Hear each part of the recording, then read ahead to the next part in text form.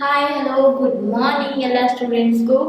ನಾನು ನಿಮ್ಮ science teacher Padmini 7ನೇ ತರಗತಿಗೆ ಸೈನ್ಸ್ ಪಾಠವನ್ನು ಮಾಡ್ತಾ ಇದ್ದೀನಿ. Welcoming you all to a channel Q call. ನಾನು ನಿಮಗೆ ಹೀಟ್ ಅನ್ನೋ ಪಾಠನ ಮಾಡ್ತಾ ಇದ್ದೆ.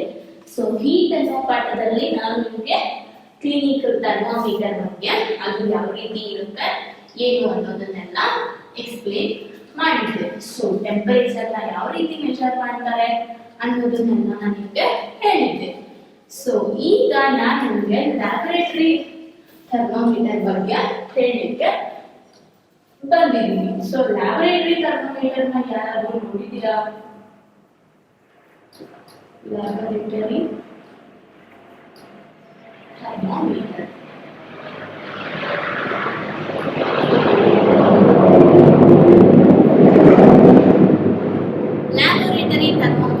ಯಾರಾದ್ರೂ ನೋಡಿದ್ದೀರಾ? ಎಲ್ಲಾದ್ರೂ ನೋಡಿದ್ದೀರಾ? ಸೊ ನಿಮ್ಮ ಸ್ಕೂಲಲ್ಲಿ ಲ್ಯಾಬ್ ಏನಾದ್ರು ನೀವು ಹೋಗಿದ್ರೆ ಅಲ್ಲಿ ಲ್ಯಾಬ್ ಅಲ್ಲಿ ಯಾವಾಗ್ಲೂ ಲ್ಯಾಬೊರೇಟರಿ ಥರ್ಮಾಮೀಟರ್ನ ಇಟ್ಟಿರ್ತಾರೆ. ನೀವು ಅಲ್ಲಿ ಅಬ್ಸರ್ವ್ ಮಾಡಿರ್ಬೋದು.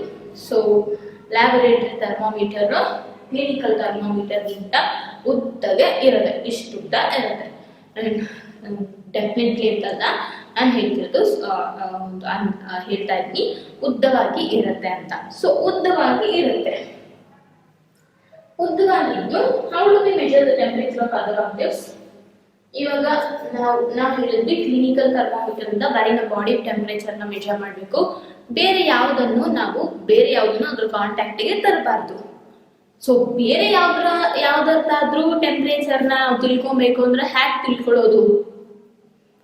ಎಸ್, ಹ್ಯಾಕ್ ತಿಳ್ಕೊಳ್ಳೋದು ನಾವು ಅನ್ನೋ ಡೌಟ್ ಬಂದೇ ಬರುತ್ತೆ. So for this purpose there are other thermometers. One such thermometer is known as the laboratory thermometer. ಏನು ನಿಮ್ಮ ಲ್ಯಾಬೊರೇಟರಿಯಲ್ಲಿ ಈ ಥರ್ಮಾಮೀಟರ್ ಇರುತ್ತೆ, ನೀವು ಅದನ್ನ ಯೂಸ್ ಮಾಡ್ಬೋದು. So different types of thermometers are used for different purposes. So the maximum and minimum temperature of the previous day will be reported in weather reports. Weather reports ಅಲ್ಲಿ maximum ಎಷ್ಟು temperature ಆಗಿತ್ತು, minimum ಎಷ್ಟು temperature ಆಗಿತ್ತು ಅನ್ನೋದನ್ನ ಹೇಳ್ತಾರೆ. ಹೇಗೆ ಹೇಳ್ತಾರೆ? Weather reports ಅಲ್ಲಿ ಮೆಜರ್ ಮಾಡಿ ಹೇಳ್ತಾರೆ. ಹೇಗೆ ಹೇಳ್ತಾರೆ ಅಂದ್ರೆ ಅದಕ್ಕೋಸ್ಕರ ಒಂದು ಸ್ಪೆಷಲ್ ಥರ್ಮಾಮೀಟರ್ ಇದೆ, ಅದೇ maximum minimum temper thermometer. It will measure the maximum and minimum temperature of the environment in a day. ಒಂದು ದಿನದ ಮ್ಯಾಕ್ಸಿಮಮ್ ಮತ್ತು ಮಿನಿಮಮ್ ಟೆಂಪರೇಚರ್ನ ಅದು ಹೇಳುತ್ತೆ. ಅದಕ್ಕೋಸ್ಕರನೇ ಅದನ್ನ ಮ್ಯಾಕ್ಸಿಮಮ್ ಮಿನಿಮಮ್ ಥರ್ಮಾಮೀಟರ್ ಅಂತ ಕರೀತಾರೆ. ಅದನ್ನ ವೆದರ್ ರಿಪೋರ್ಟಿಂಗ್ ಮಾಡೋವಂಥವ್ರು ವೆದರ್ ರಿಪೋರ್ಟಿಗೋಸ್ಕರ ಪ್ರೀವಿಯಸ್ ಡೇನ ವೆದರ್ ಮ್ಯಾಕ್ಸಿಮಮ್ ಮಿನಿಮಮ್ ಟೆಂಪರೇಚರ್ನ ಹೇಳಲಿಕ್ಕೆ ಅದನ್ನ ಯೂಸ್ ಮಾಡ್ತಾರೆ. ಅಂಡ್ ನಂತರ coming back to laboratory thermometer. Laboratory thermometer ಅಲ್ಲಿ look at it carefully and note the highest and lowest temperature it can measure. So laboratory thermometer ಅಲ್ಲಿ ನಾವು -10 ಡಿಗ್ರಿ ಸೆಲ್ಸಿಯಸ್ ಇಂದ to 110 degree Celsius ತನಕ ನಾವು measure ಮಾಡಬಹುದು. So clinical ಥರ್ಮಾಮೀಟರ್ನ ನಾವು ಹೆಂಗೆ ಬೇರೆ ಆಬ್ಜೆಕ್ಟ್ಸ್ ಟೆಂಪರೇಚರ್ ಮೆಷರ್ ಮಾಡೋದಕ್ಕೆ ಯೂಸ್ ಮಾಡಬಾರ್ದು, ಅದೇ ತರಹ ಲ್ಯಾಬೊರೇಟರಿ ಥರ್ಮಾಮೀಟರ್ ಇಂದ ನಾವು ಬಾಡಿ ಟೆಂಪರೇಚರ್ ಮೆಷರ್ ಮಾಡಲಿಕ್ಕೆ ಯೂಸ್ ಮಾಡಬಾರ್ದು. ಓಕೆನಾ?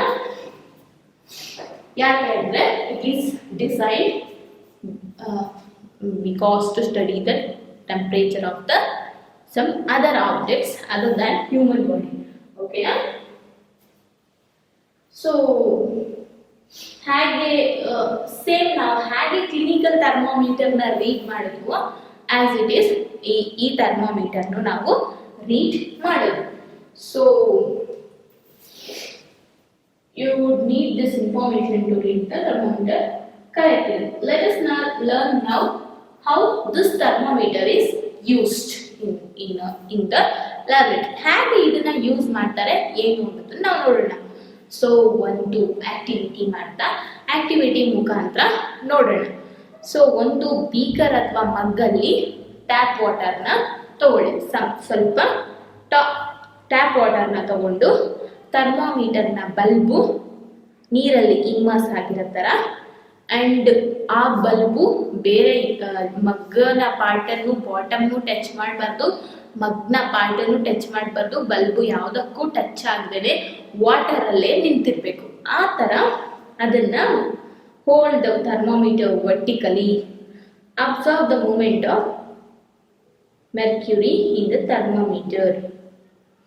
ಸೊ ಈಗ ಮರ್ಕ್ಯೂರಿ ರೈಸ್ ಆಗ್ತಾ ಹೋಗುತ್ತೆ. ಏನು, ನಾವು ಬಲ್ಬನ್ನ ಸುತ್ತ ಮಗ್ಗಾಗ್ಲಿ ಆ ಬೀಕರ್ಗಾಗ್ಲಿ ಬಾಟಮ್ಗಾಗ್ಲಿ ಎಲ್ಲೂ ಟಚ್ ಆಗದಿರೋ ಥರ ಬರೀ ನೀರಲ್ಲೇ ಅದು ಟಚ್ ಆಗಿ ಸರೌಂಡೆಡ್ ಬೈ ವಾಟರ್ ಇರೋ ಥರ ಅದನ್ನ ನಾವು ಬಲ್ಬ್ ಇಮ್ಮರ್ಸ್ ಮಾಡಿ ಹೀಗೆ ಇಟ್ಕೊಂಡಿರ್ಬೇಕು. ಸೊ ಈಗ ಮರ್ಕ್ಯೂರಿ ಅದರಲ್ಲಿ ರೈಸ್ ಆಗಲಿಕ್ಕೆ ಸ್ಟಾರ್ಟ್ ಆಗುತ್ತೆ. ಸೊ ಮರ್ಕ್ಯೂರಿ ಅದರಲ್ಲಿ ರೈಸ್ ಆಗಿ ಅದೊಂದು ಸ್ಟಡಿಯಾಗಿ ಒಂದು ಪಾಯಿಂಟಲ್ಲಿ ನಿಂತ್ಕೊಳ್ಳೋ ತನಕ ನಾವು ಇದೇ ಥರ ಇಟ್ಕೊಂಡಿರ್ಬೇಕು. ಓಕೆನಾ? ಸೊ ಅದೇ ಥರ ಇಟ್ಕೊಂಡು ಅದು ಬಂದು ಒಂದು ಪಾಯಿಂಟಲ್ಲಿ ನಿಂತ್ಕೊಳ್ಳುತ್ತೆ. ಆಗ ನೋಟ್ ದ ರೀಡಿಂಗ್, ನೀವು ರೀಡಿಂಗ್ನ ನೋಟ್ ಮಾಡ್ಕೊಳ್ಳಿ. This is the temperature of water at that time. ನೀವು ಯಾವಾಗ ಮೆಷರ್ ಮಾಡ್ತಾ ಇದ್ದೀರೋ ಆ ಟೈಮಲ್ಲಿ ವಾಟರ್ನ ಟೆಂಪರೇಚರ್ ಅದಾಗಿರುತ್ತೆ. ಆ್ಯಂಡ್ ಸೊ ಕ್ಲಿನಿಕಲ್ ಥರ್ಮೋಮೀಟರ್ನ ತಗೊಳ್ಳುವಾಗ ನಾವು ಕೆಲವೊಂದು ಪ್ರಿಕಾಷನ್ಸ್ನ ತಗೊಂಡಿದ್ವಿ. ಅದೇ ಥರ ಲ್ಯಾಬ್ರೇಟರಿ ಥರ್ಮೋಮೀಟರ್ನ ನಾವು ಯೂಸ್ ಮಾಡುವಾಗ್ಲೂ ಏನಾದರೂ ಪ್ರಿಕಾಷನ್ಸ್ ಇದೆಯಾ? ಎಸ್, ಪ್ರಿಕಾಷನ್ಸ್ ಇದೆ. ಸೊ ನಾವು ಲ್ಯಾಬ್ರೇಟರಿ ಥರ್ಮೋಮೀಟರ್ನ ಅಪ್ರೈಟಾಗಿ ಟಿಲ್ಟ್ ಮಾಡ್ದಂಗೆ should be kept upright and not tilted. So ನಾವು ಅದನ್ನು ಅಳ್ಳಾಡಿಸೋದು ಹೀಗಾಡಿಸೋದು ಅದೆಲ್ಲ ಮಾಡಬಾರ್ದು.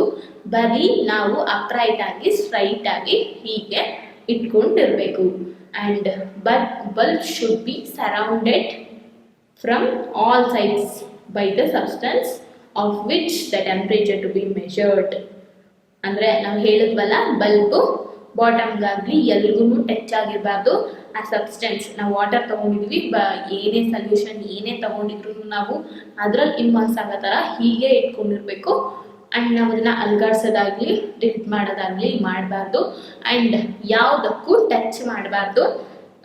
ಎಲ್ಲ ವಾಟರಲ್ಲೇ ಇಮ್ಮರ್ಸ್ ಆಗಿರೋ ಥರ ನಾವು ಹೀಗೆ ಇಟ್ಕೊಂಡಿರ್ಬೇಕು. ಸೊ ಬಾಟಮಲ್ಲಿ ಹೋಗಿ ಕಂಟೈನರ್ನ ಟಚ್ ಆಗೋ ಥರನೂ ನಾವು ಅದನ್ನೇ ಇಟ್ಕೋಬಾರ್ದು, ಮೇಲ್ಗಡೆನೆ ಇಟ್ಕೊಂಡಿರ್ಬೇಕು. ಓಕೆನಾ? ಸೊ ಈಗ ನಾವು ಅದರಲ್ಲಿ ಮರ್ಕ್ಯೂರಿ ರೈಸ್ ಆಯಿತು, ಸರ್ಟೆನ್ ಟೆಂಪ್ರೇಚರ್ ತೋರಿಸ್ತು, ಅದನ್ನು ನೋಟ್ ಮಾಡ್ಕೊಂಡ್ವಿ. ಅದೇ ಇವಾಗ ಆ ಟೈಮಿನ ವಾಟರ್ನ ಟೆಂಪ್ರೇಚರ್. ಓಕೆನಾ? ಈಗ compare the temperature of water recorded by ಈ ಸ್ಟೂಡೆಂಟ್ಸ್. ಸೊ ನಿಮ್ಮ ಕ್ಲಾಸಲ್ಲಿ ನಿಮ್ಮ ಫ್ರೆಂಡ್ಸ್ ಎಲ್ಲರೂ ಅದೇ ಥರ ಟೆಂಪ್ರೇಚರ್ನ ಚೆಕ್ ಮಾಡಿ ಮತ್ತು ಅವರು ಆ ಟೆಂಪ್ರೇಚರ್ನ ನೋಟ್ ಮಾಡ್ಕೊಳ್ಳಿ. ಓಕೆನಾ? ನೋಟ್ ಮಾಡಿಕೊಂಡು ನೀವು ಕಂಪೇರ್ ಮಾಡಿ, ಎಲ್ಲರಿಗೂ ಒಂದೇ ಟೆಂಪ್ರೇಚರ್ ಬಂದಿದೆಯಾ ಅಂತ ನೀವು ಕಂಪೇರ್ ಮಾಡಿ. ಸೊ ಈಗ ಬೂಜೋ ಯೋಚನೆ ಮಾಡ್ತಾ ಇದ್ದಾನೆ. ಅವನಿಗೆ ಗೊತ್ತಾಯ್ತು ಯಾಕೆ ಕ್ಲಿನಿಕಲ್ ಥರ್ಮೋಮೀಟರ್ನ ನಾವು ಬೇರೆ ಆಬ್ಜೆಕ್ಟ್ಸ್ನ ಟೆಂಪ್ರೇಚರ್ ಮೆಷರ್ ಮಾಡಲಿಕ್ಕೆ ಯೂಸ್ ಮಾಡಬಾರ್ದು ಅಂತ. ಯಾಕೆ ಕ್ಲಿನಿಕಲ್ ಟೆಂಪ್ರೇಚರ್ನ ನಾವು ಬೇರೆ ಆಬ್ಜೆಕ್ಟ್ಸ್ನ ಟೆಂಪ್ರೇಚರ್ ಮೆಷರ್ ಮಾಡಲಿಕ್ಕೆ ಯೂಸ್ ಮಾಡಬಾರ್ದು? ಯಾಕೆ ಅಂದರೆ ಅದು ಒಡೆದು ಹೋಗುತ್ತೆ. ಬೇರೆ ಆಬ್ಜೆಕ್ಟ್ಸ್ಗೆ ನಾವು ಅದನ್ನು ಯೂಸ್ ಮಾಡಿದಾಗ ಅದು ಒಡೆದು ಹೋಗುತ್ತೆ. ಅದಕ್ಕೆ ನಾವು ಕ್ಲಿನಿಕಲ್ ಥರ್ಮೋಮೀಟರಿಂದ ಬರೀ ನಮ್ಮ ಬಾಡಿ ಟೆಂಪ್ರೇಚರ್ನ ಮಾತ್ರ ನಾವು ರೀಡ್ ಮಾಡಲಿಕ್ಕೆ ಇಟ್ಕೊಬೇಕು. ಬೇರೆ ಆಬ್ಜೆಕ್ಟ್ಸ್ನ ಅಥವಾ ಬೇರೆ ಬಿಸಿ ಇರುವಂಥ ವಸ್ತುಗಳ ಟೆಂಪ್ರೇಚರ್ನ ಕಂಡುಹಿಡಿಯಲಿಕ್ಕೆ ನಾವು ಕ್ಲಿನಿಕಲ್ ಥರ್ಮೋಮೀಟರ್ನ ಉಪಯೋಗಿಸಬಾರ್ದು. ಬಟ್ ಆದ್ರೂ ಇವಾಗ ಹಂಗೆ ಲ್ಯಾಬ್ರೇಟರಿ ಥರ್ಮೋಮೀಟರಿಂದ ನಮ್ಮ ಬಾಡಿ ಟೆಂಪ್ರೇಚರ್ನ ಮೆಷರ್ ಮಾಡಬಹುದಾ ಅಂತ ಒಂದು ಅನ್ನಿಸ್ತಿದೆ. ಬಟ್ ನೋ, ಆ ಥರ ಮಾಡಬೇಡಿ. ನಿಮ್ಮ ಬರೀ ಅದು ನಮ್ಮ ಬಾಡಿ ಟೆಂಪ್ರೇಚರ್ನ ಮೆಷರ್ ಮಾಡಲಿಕ್ಕೆ ಕ್ಲಿನಿಕಲ್ ಥರ್ಮೋಮೀಟರ್ ಯೂಸ್ ಮಾಡಬೇಕು. And water temperature, some surrounding environment, ವೆದರ್ಗೆ ಮ್ಯಾಕ್ಸಿಮಮ್ ಮಿನಿಮಮ್ ಥರ್ಮೋಮೀಟರು, ಲ್ಯಾಬೊರೇಟರಿ ಯೂಸಸ್ಗೆ ಲ್ಯಾಬೊರೇಟರಿ ಥರ್ಮೋಮೀಟರು, ಆ ಥರ ಡಿಫ್ರೆಂಟ್ ಥರ್ಮಾಮೀಟರ್ಸ್ನೇ ನಾವು ಯೂಸ್ ಮಾಡಬೇಕು. ಆ್ಯಂಡ್ ಡಿಸ್ಕಸ್ ಮಾಡಿ ಯಾವ ರೀತಿ ನಿಮಗೆ ಏನಾದರೂ ವೇರಿಯೇಷನ್ಸ್ ಇದ್ದರೆ ಎಷ್ಟು ಟೆಂಪ್ರೇಚರ್ ಬಂದಿದೆ ಅನ್ನೋದನ್ನ ಕುರಿತು ನಿಮ್ಮ ಫ್ರೆಂಡ್ಸ್ ಜೊತೆ ನೀವೇ ಡಿಸ್ಕಸ್ ಮಾಡಿ. ಆ ನಂತರ ಇದ್ರ ಬಗ್ಗೆ ಇನ್ನೂ ಡೀಪಾಗಿ ತಿಳ್ಕೊಳ್ಳೋಕ್ಕೆ ಇನ್ನೊಂದು ಆಕ್ಟಿವಿಟಿ ಮಾಡೋಣ. ಟೇಕ್ ಸಮ್ ಹಾಟ್ ವಾಟರ್ನ ತಗೊಳ್ಳಿ. ಹಾಗೆ ನೀವು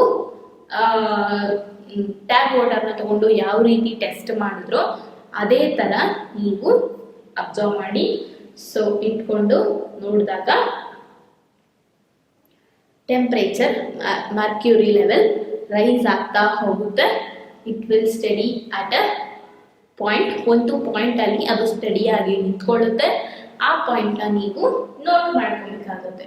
ಸೊ ಟೆಂಪ್ರೇಚರ್ ಜಾಸ್ತಿ ಇರೋದ್ರಿಂದ ಅದು ಬೇಗನೆ ಜಾಸ್ತಿ ಲೆವೆಲ್ಗೆ ರೈಸ್ ಆಗ್ತಾ ಹೋಗುತ್ತೆ.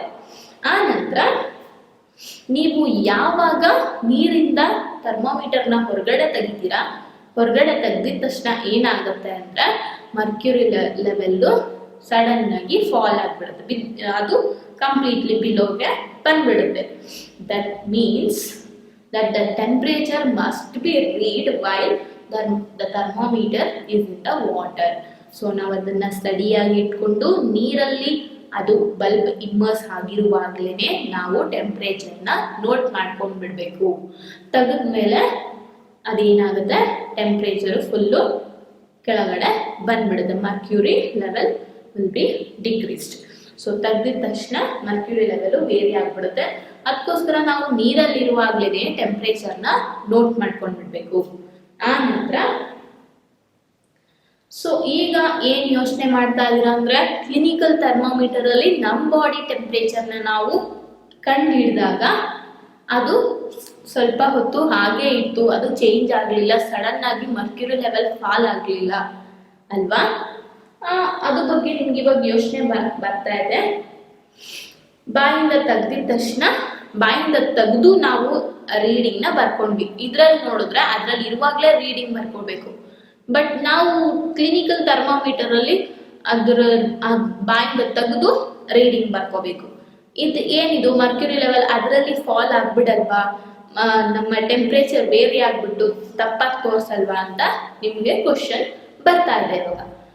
ಎಸ್, ಆದರೆ ಅದನ್ನ ನಾವು ಬಾಯಿಂದ ತೆಗ್ದಿದ ತಕ್ಷಣ ಅದರಲ್ಲಿರೋ ಮರ್ಕ್ಯೂರಿ ಲೆವೆಲ್ಲು ಇಳಿಯೋದಿಲ್ಲ, ಅದು ಸ್ವಲ್ಪ ಹೊತ್ತು ಹಾಗೆ ಇರುತ್ತೆ.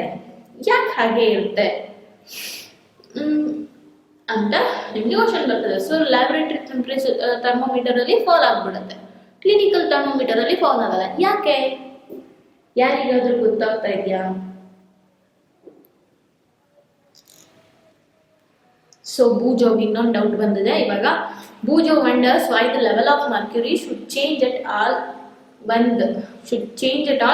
when the bulb of the thermometer is brought in contact with another object. ಯಾಕೆ ಟೆಂಪ್ರೇಚರು ಹೆಚ್ಚು ಕಡಿಮೆ ಆಗುತ್ತೆ ಬಲ್ಬನ್ನ ಬೇರೆ ಆಬ್ಜೆಕ್ಟ್ ಕಾಂಟ್ಯಾಕ್ಟಿಗೆ ತಂದಾಗ? ಯಾಕೆ ಅಂದರೆ ಎಲ್ಲದರಲ್ಲೂ ಒಂದೇ ಥರ ಟೆಂಪ್ರೇಚರ್ ಇರೋದಿಲ್ಲ. ಟೆಂಪ್ರೇಚರು ಹೆಚ್ಚು ಕಡಿಮೆ ವೇರಿಯಬಲ್ ಆಗಿ ಇರುತ್ತೆ. ಸೊ ವೇರಿಯಬಲ್ ಆಗಿರೋದ್ರಿಂದ ಇವಾಗ ನೀರಲ್ಲಿ ಸ್ವಲ್ಪ ಟೆಂಪ್ರೇಚರ್ ಕಡಿಮೆ ಇರ್ಬೋದು ಅಥವಾ ಜಾಸ್ತಿ ಇರ್ಬೋದು, ಗಾಳಿನಲ್ಲಿ ಟೆಂಪ್ರೇಚರ್ ಕಡಿಮೆ ಇರ್ಬೋದು. ಸೊ ಆ ಥರ ಟೆಂಪ್ರೇಚರು ವೇರಿ ಆಗ್ತಾ ಹೋಗುತ್ತೆ. ಅದಕ್ಕೋಸ್ಕರ ಅದು ಬೇರೆ ಬೇರೆ ಆಬ್ಜೆಕ್ಟ್ಸ್ ಕಾಂಟ್ಯಾಕ್ಟಿಗೆ ತಂದಾಗ ಅದು ಟೆಂಪ್ರೇಚರ್ ಹೆಚ್ಚು ಕಡಿಮೆ ತೋರಿಸುತ್ತೆ. ಸೊ ಕಮಿಂಗ್ ಬ್ಯಾಕ್ ಟು ಯಾಕೆ ಕ್ಲಿನಿಕಲ್ ಥರ್ಮಾಮೀಟರಲ್ಲಿ ಮರ್ಕ್ಯೂರಿ ಲೆವೆಲ್ ಫಾಲ್ ಆಗಲ್ಲ, ನಾವು ಬಾಯಿಂದ ತೆಗೆದ ಮೇಲೆ ಯಾಕೆ ನಾವು ಅದನ್ನು ನೋಟ್ ಮಾಡ್ಕೊಳ್ತೀವಿ ಅನ್ನೋದ್ರ ಬಗ್ಗೆ ನೋಡೋಣ. So obviously it is not convenient to use a laboratory thermometer for this purpose. ಅಂದರೆ ಲ್ಯಾಬೊರೇಟರಿ ಥರ್ಮಾಮೀಟರ್ನ ನಮ್ಮ ಬಾಡಿ ಟೆಂಪ್ರೇಚರ್ ಮೆಷರ್ ಮಾಡಲಿಕ್ಕೆ ಯಾಕೆ ಉಪಯೋಗಿಸಬಾರ್ದು ಅಂದರೆ, ಅದು ಬಾಯಿಂದ ನಾವು ತೆಗೆದಿದ ತಕ್ಷಣ ಅದರಲ್ಲಿ ಮರ್ಕ್ಯೂರಿ ಲೆವೆಲ್ ಫಾಲ್ ಆಗಿಬಿಡುತ್ತೆ. ಸೊ ನಾವು ನಮ್ಮ ಅಕ್ಯುರೇಟ್ ಬಾಡಿ ಟೆಂಪ್ರೇಚರ್ನ ಮೆಷರ್ ಮಾಡಲಿಕ್ಕೆ ಆಗೋದಿಲ್ಲ. ಅದರಿಂದ ನಾವು ಕ್ಲಿನಿಕಲ್ ಥರ್ಮಾಮೀಟರಲ್ಲಿ ಮರ್ಕ್ಯೂರಿ ಲೆವೆಲ್ ಫಾಲ್ ಆಗೋದಿಲ್ಲ, ಸ್ವಲ್ಪ ಹೊತ್ತು ಕಾನ್ಸ್ಟೆಂಟ್ ಆಗಿ ಅದೇ ಥರ ಇರುತ್ತೆ, ಅಲ್ಲೇ ಇರುತ್ತೆ ಮರ್ಕ್ಯೂರಿ ಲೆವೆಲ್ಲು. ಆದ್ದರಿಂದ ನಾವು ಕ್ಲಿನಿಕಲ್ ಥರ್ಮೋಮೀಟರ್ನೇ ಬಾಡಿ ಟೆಂಪರೇಚರ್ ಚೆಕ್ ಮಾಡಲಿಕ್ಕೆ ಉಪಯೋಗಿಸ್ಬೇಕು. ಸೊ ಈಗ ಇಂಪಾರ್ಟೆಂಟ್ ಪಾಯಿಂಟ್ ಹೇಳಲಿಕ್ಕೆ ಹೊರಟಿರೋದು ನಾನು. Why does the mercury not fall or rise in a clinical thermometer when taken out from the mouth? Observe a clinical thermometer again. ಈಗ ಯಾಕೆ ಮರ್ಕ್ಯುರಿ ಲೆವೆಲ್ ಇಳಿಯೋದಿಲ್ಲ ಅನ್ನೋದನ್ನ ನೋಡಿದ್ರೆ ನಾವು ಇನ್ ಕ್ಲಿನಿಕಲ್ ಥರ್ಮೋಮೀಟರ್ ಅಲ್ಲಿ there is a kink near the bulb. Kink near the bulb. ಏನದು kink? Kink ಅಂದ್ರೆ ಒಂಥರ ಸ್ವಲ್ಪ ಇದಾಗಿದೆ ನೋಡಿ, ಇದೆ ಕಿಂಕ್. ಇಲ್ಲಿ ಒಂಥರ ಏನು ನಿಮಗೆ ಕಾಣಿಸ್ತಾ ಇದೆ, ಇದು ಕಿಂಕ್. ಈ ಕಿಂಕ್ ಈ ತರ ಬಲ್ಪ್ ಹತ್ರ ಕಿಂಕ್ ಇರುತ್ತೆ. ಇದು ಮರ್ಕ್ಯೂರಿ ಸಡನ್ ಆಗಿ ಫಾಲ್ ಆಗದೆ ಇರೋ ತರ ತಡೆಯುತ್ತೆ. ಸ್ವಲ್ಪ ಹೊತ್ತು ಅದು ಸ್ಟೇಬಲ್ ಆಗಿ ನಿಂತ್ಕೊಳ್ಳೋ ತರ ಹೆಲ್ಪ್ ಮಾಡುತ್ತೆ. The kink near the bulb it prevents mercury level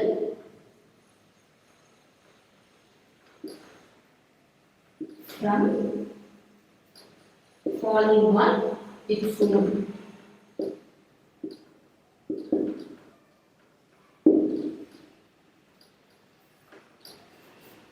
so ಆ ಕಿಂಕ್ ಏನ್ ಮಾಡುತ್ತೆ, ಅದು ಮರ್ಕ್ಯೂರಿ ಲೆವೆಲ್ ತನಗ್ತಾನೆ ಅದು ಬರ್ನ್ ಅಂದ್ರೆ ಏನು ಫಾಲ್ ಆಗೋದನ್ನ ಕಿಂಕ್ ತಡೆಯುತ್ತೆ. ಸೊ ಕಿಂಕ್ ಏನ್ ಮಾಡುತ್ತೆ, ಅದು ಸ್ವಲ್ಪ ಹೊತ್ತು ಸ್ಟೇಬಲ್ ಆಗಿ ಅಲ್ಲೇ ಇರೋ ತರ ಇಟ್ಕೊಂಡಿರುತ್ತೆ.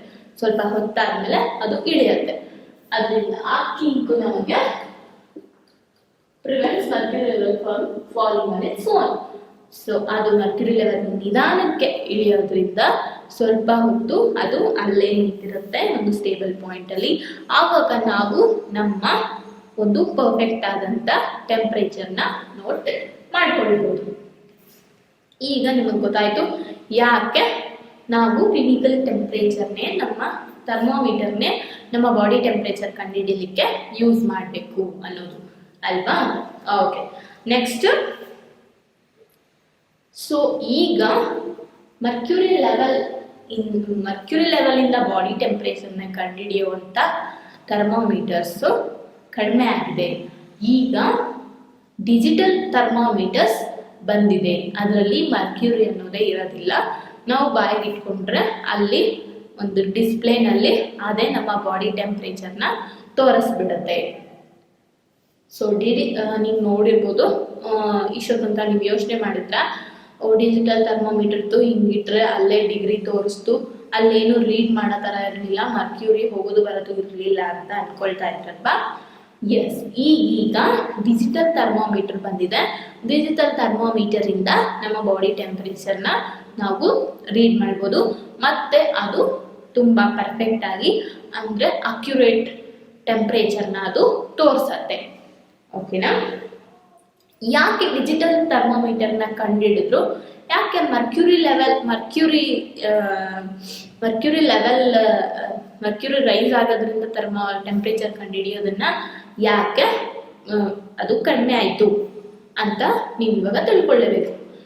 ಯಾಕೆ ಮರ್ಕ್ಯೂರಿ ಬಂದು ತುಂಬ ಹಾರ್ಮ್ ಕೆಮಿಕಲ್. ಅದು ಮರ್ಕ್ಯೂರಿನ ಡಿಸ್ಪೋಸ್ ಮಾಡಲಿಕ್ಕೆ ತುಂಬ ಕಷ್ಟ. ಅದು ತುಂಬ ಹಾರ್ಮ್ ಕೆಮಿಕಲ್. ಅದು ಯಾವ ರೀತಿ ಇರುತ್ತೆ ಅಂತ ಅಂದ್ರೆ ಅದನ್ನ ಹಿಂಗೆ ಕೈ ಇಟ್ಕೊಂಡ್ರೆ ಕೈಯೇ ಇದಾಗ್ಬಿಡುತ್ತೆ, ಸುಟ್ಟೋಗ್ಬಿಡುತ್ತಂತೆ, ಅಷ್ಟು ಅದು ಒಂದು ಹಾರ್ಮ್ ಕೆಮಿಕಲ್ ಅದು. ಸೊ ಇವಾಗ there is a lot of concern over the use of mercury in the thermometer. Mercury is a toxic substance. ಓಕೆನಾ? ತುಂಬಾ ಟಾಕ್ಸಿಕ್. ಅದಕ್ಕೋಸ್ಕರ ನಾವು ಮರ್ಕ್ಯೂರಿನ ಯೂಸ್ ಮಾಡಬಾರ್ದು. ಮರ್ಕ್ಯೂರಿನ ಯೂಸ್ ಮಾಡಬಾರ್ದು ಅನ್ನೋದಕ್ಕೋಸ್ಕರ ಇಫ್ ಥರ್ಮೋಮೀಟರ್ ಏನಾದರೂ ಬ್ರೇಕ್ ಆಗಿ ಮರ್ಕ್ಯೂರಿ ಬಂದ್ಬಿಟ್ರೆ ಹೊರಗಡೆ ಥರ್ಮೋಮೀಟರಿಂದ ಅದನ್ನು ಡಿಸ್ಪೋಸ್ ಮಾಡಲಿಕ್ಕೆ ಕಷ್ಟ. Difficult to dispose the mercury when the thermometer breaks. ಅದಕ್ಕೋಸ್ಕರನೇ ಮರ್ಕ್ಯೂರಿ ಯೂಸ್ ಮಾಡಿಕೊಂಡು ಮರ್ಕ್ಯೂರಿ ಲೆವೆಲಿಂದ ಟೆಂಪ್ರೇಚರ್ನ ಕಂಡುಹಿಡಿಯೋ ಬದಲು ಡಿಜಿಟಲ್ ಥರ್ಮೋಮೀಟರ್ ಇಂದ ಟೆಂಪ್ರೇಚರ್ನ ನೋಟ್ ಮಾಡ್ಕೊಳ್ತಾ ಇದ್ದೀವಿ. ಸೊ ಡಿಜಿಟಲ್ ಥರ್ಮೋಮೀಟರ್ ಅಲ್ಲಿ ಮೆರ್ಕ್ಯೂರಿ ಇರೋದಿಲ್ಲ. ಓಕೆನಾ. Next transfer of heat. ಈ ಟ್ರಾನ್ಸ್ಫರ್ ಆಫ್ ಹೀಟ್ ಬಗ್ಗೆ ನಾವು ತಿಳ್ಕೊಳ್ಳೋಣ. ಹೀಟ್ನ ಟ್ರಾನ್ಸ್ಫರ್ ಮಾಡುವುದಾ ಹೇಗೆ? ಈ ಟ್ರಾನ್ಸ್ಫರ್ ಆಫ್ ಹೀಟ್ ಅಂದ್ರೆ ಏನು? ಬಿಸಿನ ಟ್ರಾನ್ಸ್ಫರ್ ಮಾಡೋದು ಹೇಗೆ? ಎಸ್, ನಾವು ಬಿಸಿನ ಟ್ರಾನ್ಸ್ಫರ್ ಮಾಡಬಹುದು. So you might have observed that a frying pan becomes hot when kept on a flame. So ನಾವು ಬಿಸಿ ಮೇಲೆ ಯಾವುದೇ ಪ್ಯಾನ್ ಅಥವಾ ಯಾವುದೇ ಪಾತ್ರೆನ ಇಟ್ರು ಅದು ಬಿಸಿ ಆಗುತ್ತೆ. ಯಾಕೆ ಹೀಗಾಗುತ್ತೆ? ಫ್ಲೇಮ್ ಅಲ್ಲಿ ಇರುವಂತ ಬಿಸಿ, the heat present in the flame will be transferred to the pan. So pan ಅಲ್ಲಿ ಹೀಟ್ ಎಲ್ಲ ಸ್ಪ್ರೆಡ್ ಆಗುತ್ತೆ. ಫ್ಲೇಮ್ ಇಂದ ಹೀಟು ಪ್ಯಾನ್ಗೆ ಟ್ರಾನ್ಸ್ಫರ್ ಆಗುತ್ತೆ. So when the pan is removed from the fire it slowly cools down. So ಅದೇನಾದ್ರೂ ನಾವು fire ಇಂದ stove ಮೇಲಿಂದ ತೆಗೆದ್ಬಿಟ್ವಿ ಅಂದ್ರೆ ಅದು ನಿಧಾನಕ್ಕೆ ತಣ್ಣಗಾಗ್ಬಿಡುತ್ತೆ. ಹೌದಲ್ವಾ? ಯಾಕೆ ಅದು ಕೂಲ್ ಆಗುತ್ತೆ? ಯಾಕೆಂದ್ರೆ ಅದು ಬಿಸಿ ಹತ್ರ ಬಂದಾಗ ಅದರಿಂದ ಬೆಂಕಿಯಿಂದ ಹೀಟ್ ಇದಕ್ಕೆ ಟ್ರಾನ್ಸ್ಫರ್ ಆಗಿರುತ್ತೆ. ಸೊ ಹೀಟ್ ಟ್ರಾನ್ಸ್ಫರ್ ಆಗೋದು ನಿಂತೋದಾಗ ಅದು ಅದರ ಆ ಹೀಟು ಸುತ್ತ ವಾತಾವರಣಕ್ಕೆ ಟ್ರಾನ್ಸ್ಫರ್ ಆಗಿಬಿಡುತ್ತೆ. ಸೊ ಸುತ್ತ ವಾತಾವರಣಕ್ಕೆ ಸೇರ್ಕೊಂಡಾಗ ಏನಾಗುತ್ತೆ ಅಂದ್ರೆ ಅದು ಪ್ಯಾನ್ ಕೂಲ್ ಆಗುತ್ತೆ. ಓಕೆನಾ. The heat is transferred from the pan to the surrounding. ಅದಕ್ಕೆ ಅದು ಕೂಲ್ ಆಗುತ್ತೆ. ಸೊ ಇದರಿಂದ ನಮ್ಗೆ ಏನ್ ಗೊತ್ತಾಯ್ತು ಅಂತ ಅಂದ್ರೆ heat transfers from hot condition, hot object to cold object. So heat ಬಿಸಿಯ ವಸ್ತುವಿಂದ ತಣ್ಣಗಿನ ವಸ್ತುಗೆ ಟ್ರಾನ್ಸ್ಫರ್ ಆಗುತ್ತೆ. In fact in all the cases heat flows from hotter object to a colder object. ಹಾಗೆ ಫ್ಲೋ ಆಗುತ್ತೆ ಹೀಟು. ಬಿಸಿ ಏನಿದೆ ಅದು ಬಿಸಿಯಾದ ವಸ್ತುವಿಂದ ತಣ್ಣಗಿನ ವಸ್ತುಗೆ ಹರಿಯುತ್ತೆ. ಹೇಗೆ ಹರಿಯುತ್ತೆ? ಯಾಕೆ ಆ ರೀತಿ ಹರಿಯುತ್ತೆ?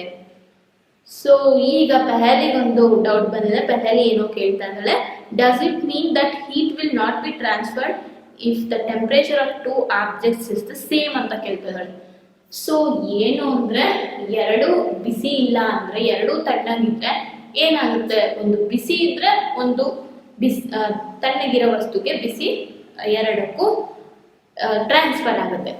ಬಟ್ ಎರಡು ಸೇಮ್ ಆಗಿದ್ರೆ ಬಿಸಿ ಇದ್ರೆ ಮಾತ್ರ ಟ್ರಾನ್ಸ್ಫರ್ ಆಗೋದು, ಬಿಸಿ ಇಲ್ಲ ಅಂದ್ರೆ ಹೇಗೆ ಟ್ರಾನ್ಸ್ಫರ್ ಆಗುತ್ತೆ? ಓಕೆನಾ, ಟ್ರಾನ್ಸ್ಫರ್ ಆಗೋದಿಲ್ಲ. ಸೊ ಇದು ಹೇಗೆ ಹೀಟು ಫ್ಲೋ ಆಗುತ್ತೆ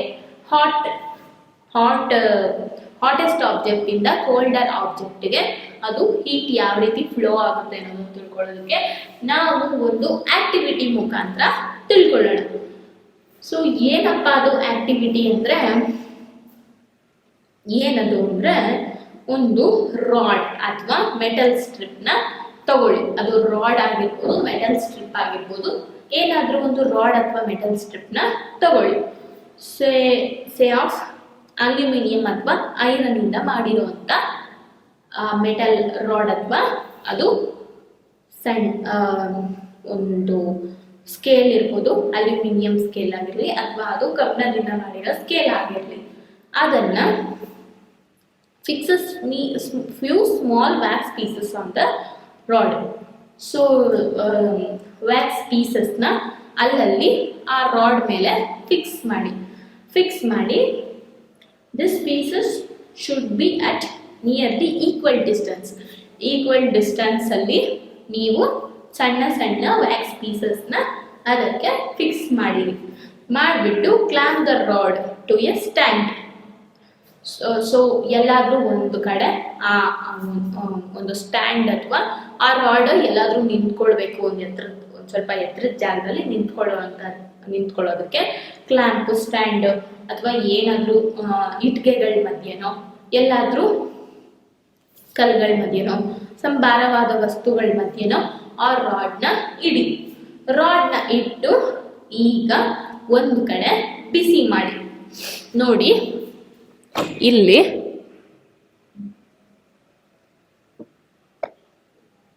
ಇಲ್ಲಿ ಇದು ಈ ರೀತಿ ಇದೆ. ಈ ಇಟ್ಗೆ ಮಧ್ಯ ಅವರು ಅಲ್ಯೂಮಿನಿಯಂ ರಾಡ್ ಅಥವಾ ಐರನ್ ರಾಡ್ನ ಇಟ್ಟಿದ್ದಾರೆ. ಇಲ್ಲಿ ಬಿಸಿ ಮಾಡ್ತಾ ಇದ್ದಾರೆ. ಇಲ್ಲಿ ಬಿಸಿ ಮಾಡದೆ ಇಲ್ಲಿಂದ ಹೀಟು ಟ್ರಾನ್ಸ್ಫರ್ ಆಗ್ತಾ ಇದೆ. ಏನಾಗ್ತದೆ ಅಂದ್ರೆ ಹೀಟು ಟ್ರಾನ್ಸ್ಫರ್ ಆಗಿ ವ್ಯಾಕ್ಸು ಮೆಲ್ಟ್ ಆಗ್ತಾ ಬರುತ್ತೆ. ಓಕೆನಾ? ಸೊ ಇವಾಗ ನಾವು ಜೋಡಿಸಿದ್ದೀವಿ. ಇವಾಗ ಹೀಟ್ನ ಒಂದು ಸೈಡಿಂದ ಹೀಟು ಮಾಡ್ತಾ ಇದ್ದೀವಿ. ಹೀಟ್ ಮಾಡಿದಾಗ ಇವಾಗ ಏನಾಗುತ್ತೆ ಅಂತ ನಾವು ಅಬ್ಸರ್ವ್ ಮಾಡಬೇಕು. What happens to the wax pieces? Do these pieces begin to fall or to melt? Which wax piece will fall first? And so you are thinking that heat is transferring from a point to another point of the rod or the stripe alva. ಇವಾಗ ಏನಾಗ್ತದೆ ಅಂದ್ರೆ ಇಲ್ಲಿ ನಾವು ಒಂದು BRIC ಅಥವಾ ಏನೋ ಒಂದರ ಇದರಲ್ಲಿ ನಾವು ಸ್ಟ್ರಿಪ್ನ ಇಟ್ಟಿದ್ದೀವಿ. ಅಲ್ಲಲ್ಲಿ ನಾವು ವ್ಯಾಕ್ಸ್ ಪೀಸಸ್ನ ಫಿಕ್ಸ್ ಮಾಡಿದ್ದೀವಿ. ಸೊ ಇಲ್ಲಿ ನಾವು ಕ್ಯಾಂಡಲ್ನ ಸಹಾಯದಿಂದ ಇಲ್ಲಿ ಬರ್ನ್ ಮಾಡ್ತಾ ಇದ್ದೀವಿ. ಇಲ್ಲಿ ಏನಾಗುತ್ತೆ, ವ್ಯಾಕ್ಸ್ ಎಲ್ಲ ಮೆಲ್ಟ್ ಆಗ್ತಾ ಹೋಗುತ್ತೆ. ಫಸ್ಟ್ ಇದು ಮೆಲ್ಟ್ ಆಗುತ್ತೆ. ಇಲ್ಲಿಂದ ಹೀಟ್ ಫ್ಲೋ ಆಗಿ ಇಲ್ಲಿ ಬಂದು ಇದು ಫ್ಲೋ ಆಗಿ ಇದು ಬಿದ್ದೋಗುತ್ತೆ. ಆ ನಂತರ ಮತ್ತಿದು, ಆ ನಂತರ ಇದು ಫಸ್ಟ್ ಇರೋದು ಫಸ್ಟ್ ಬಿದ್ದೋಗುತ್ತೆ, ಲಾಸ್ಟ್ ಬಿದ್ದೋಗುತ್ತೆ. ಸೊ 1 by 1 ಅದು ಮೆಲ್ಟ್ ಆಗ್ತಾ ಬರುತ್ತೆ. ಸೊ ಹಾಗೆ ಅದು 1 by 1 ಹಾಗೆ ಮೆಲ್ಟ್ ಆಗುತ್ತೆ. ಏನಾಗುತ್ತೆ? So the process by which heat is transferred from the hotter end to colder end of an object is known as conduction. What is conduction? The process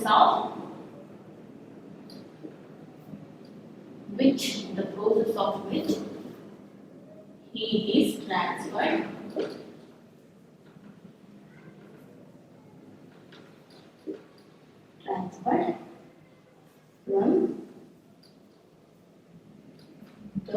the hotter end to the colder end of an object is known as conduction.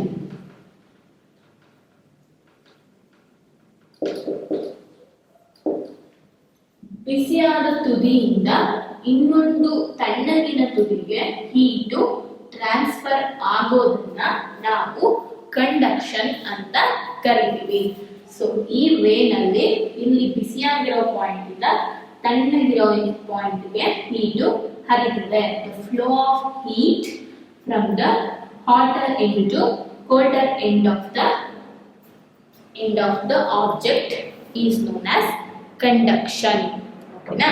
ಅದನ್ನು ನಾವು conduction ಅಂತ ಕರೀತೀವಿ. In solids generally the heat is transferred through the conduction. ಅಂದ್ರೆ solid ವಸ್ತುಗಳಲ್ಲಿ heat transfer ಆಗೋದೇ ಈ conduction ಅನ್ನೋ process ಇಂದ.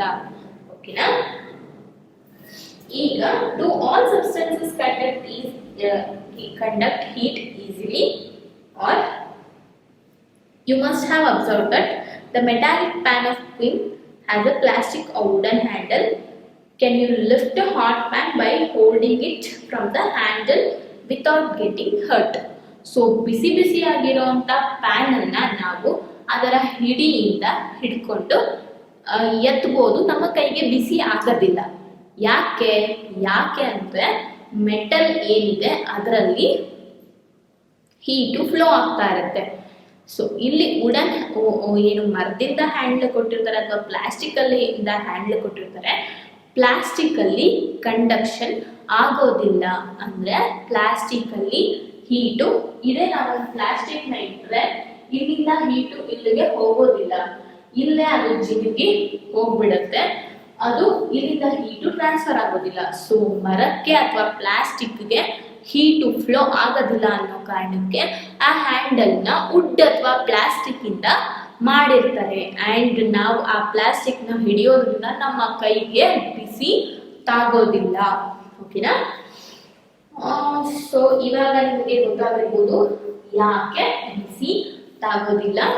ಯಾಕೆಂದ್ರೆ ಮೆಟಲ್ ಏನಿದೆ ಅದು ಕಂಡಕ್ಷನ್ ಮಾಡ್ತಾ ಇದೆ ಅಂಡ್ ಪ್ಲಾಸ್ಟಿಕ್ ವುಡ್ ಕಂಡಕ್ಷನ್ ಮಾಡೋದಿಲ್ಲ.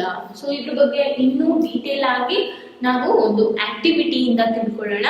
ಆ ಆಕ್ಟಿವಿಟಿ ಏನು ಅಂದ್ರೆ heat water in small pan or beaker, collect some articles such as steel spoon, plastic scale, pencil divider ಅದನ್ನೆಲ್ಲ ಹಾಕಿ ಹಾಟ್ ವಾಟರ್ ಅಲ್ಲಿ ಟೆಸ್ಟ್ ಮಾಡಿ ಅಂತ. ಸೊ ನಾವು ಇವಾಗ ಟೆಸ್ಟ್ ನಾವು ಮಾಡೋಣ. ನೋಡಿ, ಬಿಸಿ ನೀರಿಗೆ ಸ್ಟೀಲ್ ಸ್ಪೂನ್ ನ ಹಾಕಿ ಅದು ಯಾವ್ದ್ರಿಂದ ಮಾಡಲ್ಪಟ್ಟಿದೆ? ಮೆಟಲ್ ಇಂದ ಮಾಡಲ್ಪಟ್ಟಿದೆ. ಅಂಡ್ ಅದು ಬಿಸಿ ಆಗುತ್ತಾ ಇಲ್ವಾ?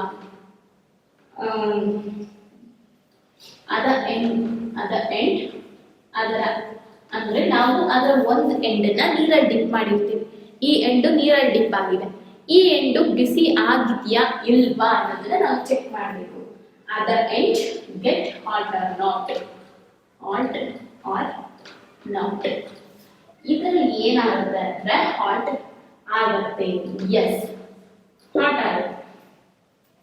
ಆನಂತರ ಒಂದು ಪೆನ್ಸಿಲ್ ನ ಡಿಪ್ ಮಾಡಿ. ಬಿಸಿ ನೀರು ಎಲ್ಲರ ಮನೆಯಲ್ಲೂ ಆಕ್ಚುಲಿ ಏನಕ್ಕಾದ್ರೂ ಕುಡಿಯೋದಕ್ಕಾಗಿರ್ಬೋದು, ಸ್ನಾನಕ್ಕಾಗಿರ್ಬೋದು, ಏನಕ್ಕೆ ಆದ್ರೂ ಬಿಸಿ ನೀರು ಇದ್ದೇ ಇರುತ್ತೆ.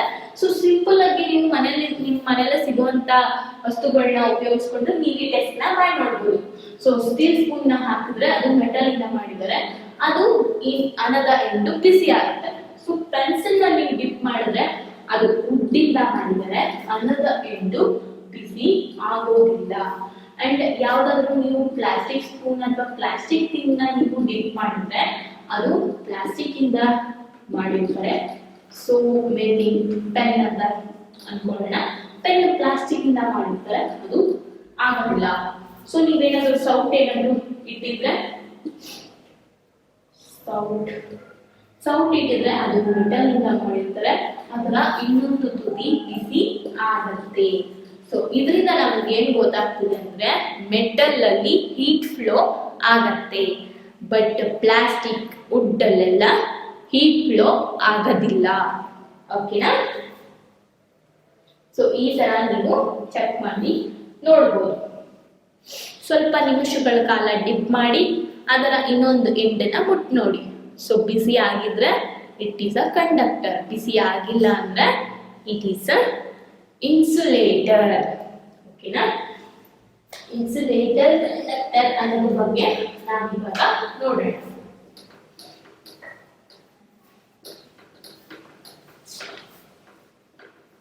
ಏನಪ್ಪಾಗುತ್ತೆ ಅಂತ ಅಂದ್ರೆ ನೋಡಿ, the material which allow the heat the material which allow the heat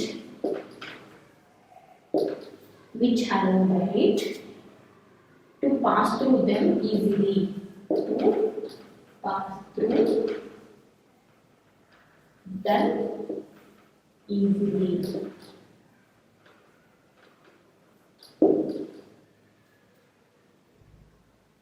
are the conductors of heat.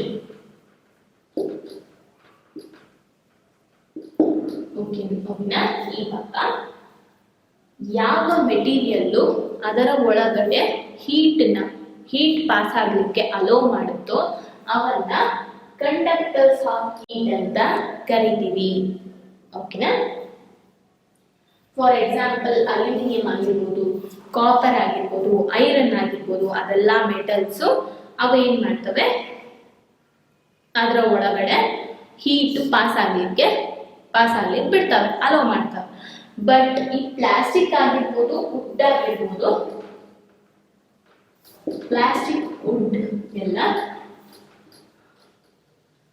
R poor in conduction.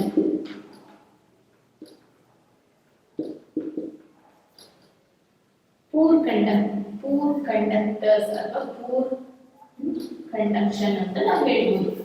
So ಅದರಲ್ಲಿ ಏನಾಗುತ್ತೆ, ಹೀಟ್ ನ ಅವು ಅಲೋ ಮಾಡೋದಿಲ್ಲ, ಅದರಲ್ಲಿ ಹೀಟ್ ನ ಅಲೋ ಮಾಡೋದಿಲ್ಲ, ಅದರಿಂದನೇ ಇವು ಪೂರ್ ಕಂಡಕ್ಟರ್ಸ್. ಇದನ್ನ ನಾವು poor conductors R known as insulators.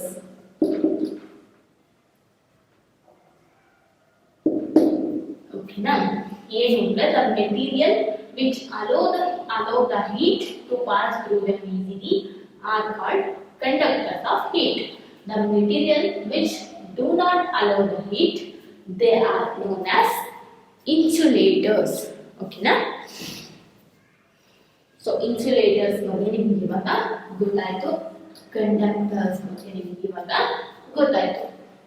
So conduction ಬಗ್ಗೆ ನೀವು ಇವಾಗ ತಿಳ್ಕೊಂಡ್ರು. ಸೊ ಇನ್ನು ಇದ್ರ ಬಗ್ಗೆ ನಾವು ಡೀಟೇಲ್ ಆಗಿ ನೆಕ್ಸ್ಟ್ ಕ್ಲಾಸಸ್ ಅಲ್ಲಿ ತಿಳ್ಕೊಳ್ಳೋಣ. ಸೊ ನಮ್ಮ ವಿಡಿಯೋ ನಿಮ್ಗೆಲ್ಲ ಇಷ್ಟ ಆಗ್ತದೆ, ಅರ್ಥ ಆಗ್ತದೆ ಅಂತ ತಿಳ್ಕೊಂಡಿದ್ದೀನಿ. ನಮ್ಮ ಚಾನೆಲ್ನ ಲೈಕ್ ಮಾಡಿ ಆ್ಯಂಡ್ ನಮ್ಮ ವಿಡಿಯೋಸ್ನ ಶೇರ್ ಮಾಡಿ ಆ್ಯಂಡ್ ನಿಮ್ಮ ಫ್ರೆಂಡ್ಸಿಗೂ ನಮ್ಮ ವಿಡಿಯೋಸ್ನ ನೋಡಲಿಕ್ಕೆ ಹೇಳಿ. ನಮ್ಮ ಚಾನೆಲ್ನ ಸಬ್ಸ್ಕ್ರೈಬ್ ಮಾಡಿಕೊಂಡು ನೀವು ಬೆಲ್ ಐಕನ್ನ ಕ್ಲಿಕ್ ಮಾಡಿ ಆಲ್ ಅಂತ ಸೆಲೆಕ್ಟ್ ಮಾಡೋದ್ರಿಂದ ನಾವು ಹಾಕುವಂಥ ಎಲ್ಲ ವಿಡಿಯೋಗಳನ್ನು ನೀವು ನೋಡ್ಬೋದು. And thank you for watching. Keep watching our videos.